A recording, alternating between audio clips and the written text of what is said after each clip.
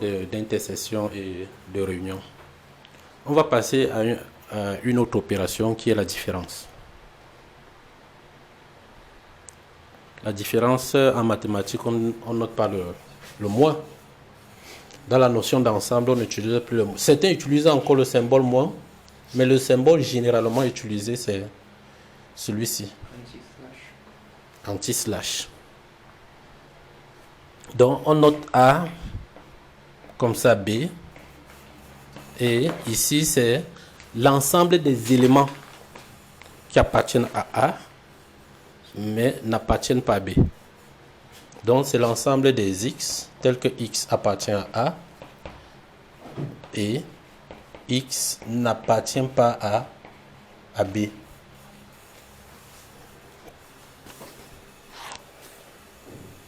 Ah oui, le symbole, quand on veut dire n'appartient pas, on écrit le symbole appartient et on barre.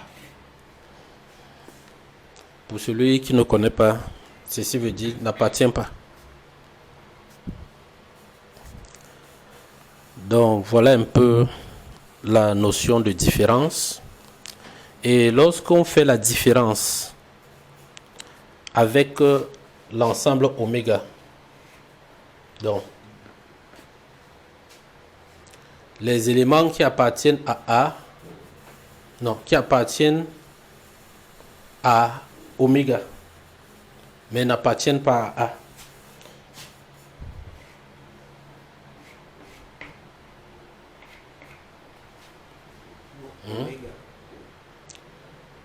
Cet ensemble-ci, on le note généralement comme ceci. A bar. Donc lorsqu'on écrit A, on met la barre au-dessus. C'est l'ensemble, c'est tout ce qui est dans l'univers sauf dans A. Tout ce qui est dans l'univers sauf dans A. Et c'est ça qu'on appelle le complémentaire de A. Le complémentaire de A dans oméga. D'accord.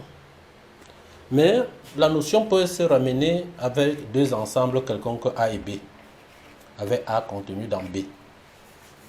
Si A est contenu dans B, je peux parler du complémentaire de A dans B. Pour dire que B peut être vu comme l'univers de A.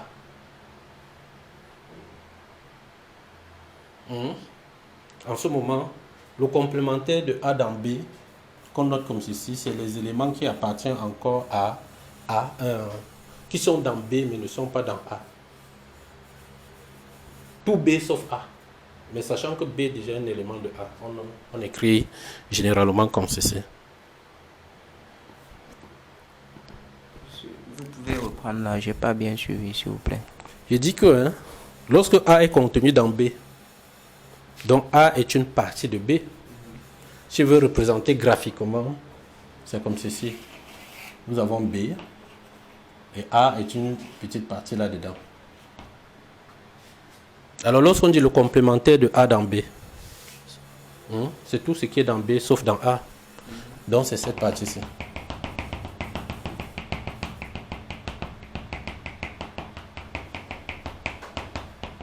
Alors si on restreint notre univers à B, on peut alors en ce moment écrire A bar, qui est là où on a mis les pointillés là, mais restreindre juste à l'univers qui est B. Ce n'est plus l'univers complet. Donc c'est relatif juste à B. En ce moment, pour bien dire que l'univers c'est B, on peut noter comme ceci. Donc cette écriture-ci, on peut l'écrire comme ça. Qui est encore une différence. Ça ne vient que de la différence. Hein? Oui, ce n'est qu'une suite de la différence. Donc, je vais prendre par exemple ceci. Si est A, j'appelle celui-ci l'univers. Oméga. Si je prends l'univers, oméga, si je prends la différence, ou bien le complémentaire, si je prends ce complémentaire, c'est que j'appelais oméga moins A. C'est celui-là qui est en pointillé. D'accord. Si je fais encore son complémentaire de de celui-là qui est en pointillé parce que je fais encore oméga moins celui-là. Qu'est-ce que ça donne?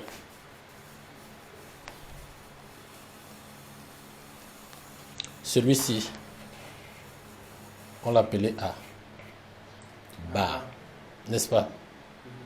Oui.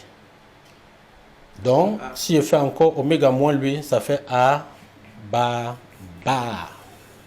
Complémentaire du complémentaire.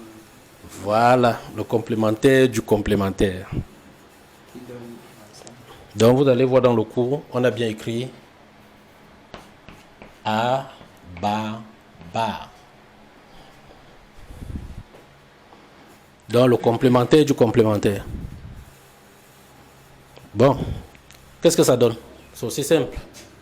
Voici le complémentaire. Tout ce qui est dans l'univers sauf dans A. Voilà.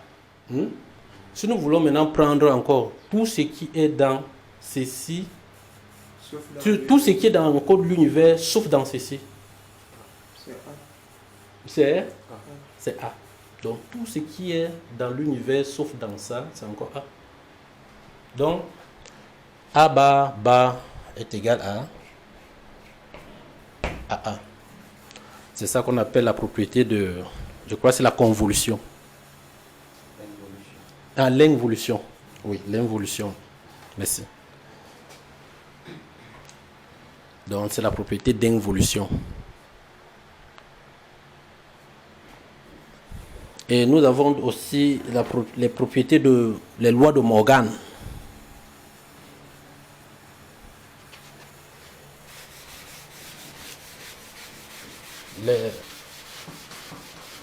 Les lois de Morgan sur la théorie d'ensemble, ça concerne les complémentarités. C'est la complémentarité de la réunion et la complémentarité de l'intersection. Alors, Morgan démontre ceci, que A union B, comme ceci, le tout bar est égal à A bar inter B bar. Et de même, A inter B, tout ça bar, est égal à A bar union B bar. Donc voilà un peu ce que la loi de Morgan dit. Vous avez des questions à ce niveau? Toutes ces propriétés, vous pouvez démontrer. C'est une question d'égalité d'ensemble. On a vu comment on démontre que deux ensembles sont égaux. Vous pouvez vous asseoir, vous essayer à démontrer ces propriétés-là. Même la propriété de l'involution.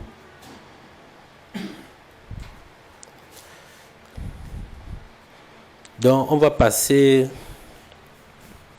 comme ça à l'une des dernières parties de cette théorie d'ensemble. Et nous allons introduire comme ça le produit cartésien. Le produit cartésien qui est une autre opération sur les ensembles. Et on prend donc deux ensembles A et B, on définit le produit. On va multiplier, c'est comme si on voudrait multiplier deux ensembles. Mais pour bien comprendre ça, je vais introduire par une petite activité. Vous êtes prenons une salle de classe où vous êtes, disons, 5 garçons et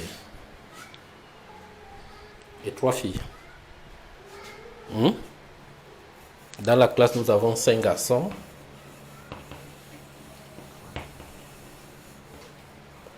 3 filles. Nous voulons former les couples. Couple garçon-fille. Alors, si je veux faire ça de façon bien détaillée, je peux faire un tableau à double entrée.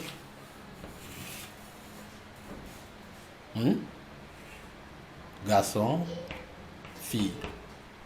Je vais avoir la garçon 1, garçon 2, garçon 3,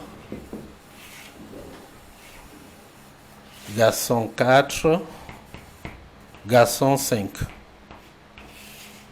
Et nous avons la fille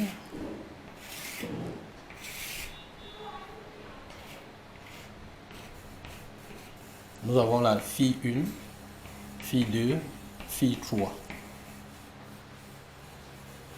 Alors, on peut former dans le couple garçon 1, fille 1, fille 1. Garçon 1, fille 2. Garçon 1, fille 3. Ainsi de suite. Ici, on a garçon 2. Ainsi de suite. D'accord? Alors, si je veux déterminer l'ensemble là, c'est l'ensemble des couples, non?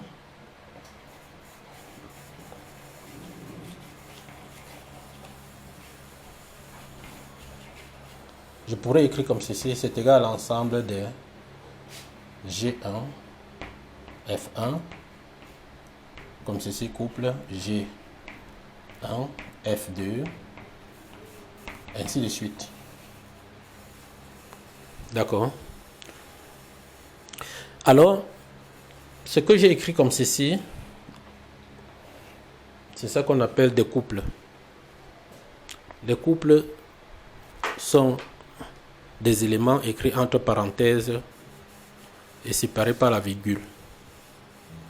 Mais on pouvait aller pour faire des triplets. On ne sait pas, garçon, fille, mais dans quelle classe? On met par exemple le troisième élément, c'est dans quelle classe? Donc du coup, ça nous donne la notion de produit cartésien. Donc ici, nous avons deux ensembles.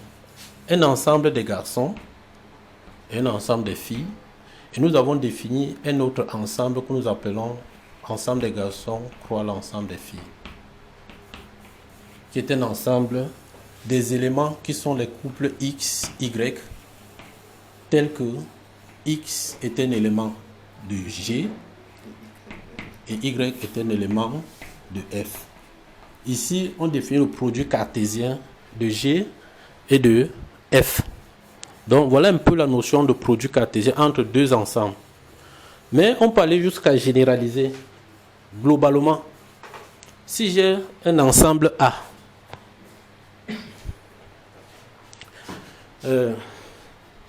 si j'ai un ensemble, disons A1, A1, A2, ainsi de suite jusqu'à AN.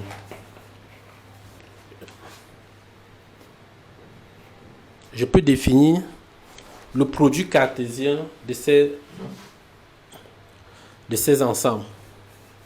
C'est l'ensemble qu'on note généralement A1, croix A2, croix, ainsi de suite, croix AN, qui est l'ensemble des, on écrit comme ça entre parenthèses, X1, X2, ainsi de suite, jusqu'à Xn, tel que pour tout I appartenant à l'ensemble 1, 2 jusqu'à N, XI appartient à AI. Donc, voilà un peu sa définition. Voilà comment on définit de façon générale le produit cartésien de N ensemble. Les ensembles A1, A2 jusqu'à AN. Mais ici, j'ai défini le produit cartésien de 2. Où je dis que le premier ensemble, c'est l'ensemble des filles d'une classe. Le deuxième, c'est l'ensemble des garçons. Alors, la première des choses, c'est, est-ce que si je fais par exemple G croix F, est-ce que c'est égal à F croix G?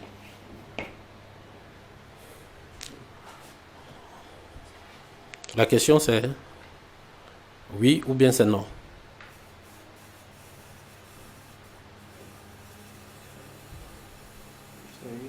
C'est oui. Pourquoi? Ça veut dire que si je dis le couple X, Y comme ça,